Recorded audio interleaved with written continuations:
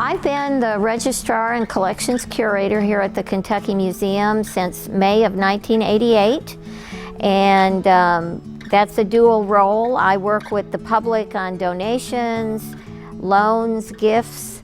I also research artifacts in the collection, work with exhibits. I'm actually also a faculty member here at Western Kentucky University, so I work with classes and students. I give programs off campus to different community groups and things. So I have a varied portfolio. And then, you know, for people around the state, I've worked with probably several generations of people in the museum field in Kentucky. You know, the older, you would say maybe the more seasoned professionals. Some of us have retired, some are still in the field.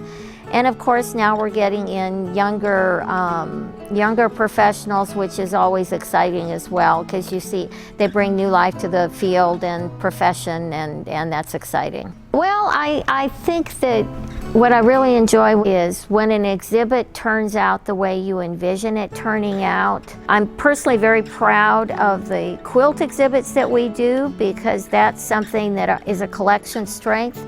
But, you know, in recent years, we've done some exhibits I think that we're all very proud of as well.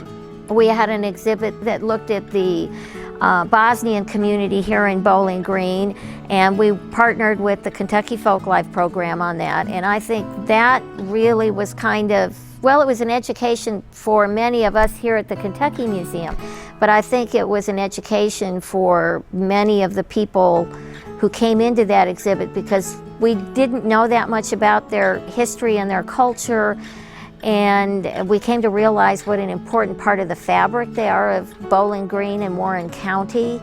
Well, I have a number of projects that I want to see to conclusion. We have an exhibit that's going to open next year on Carrie Taylor, who is a very important, regionally significant dressmaker.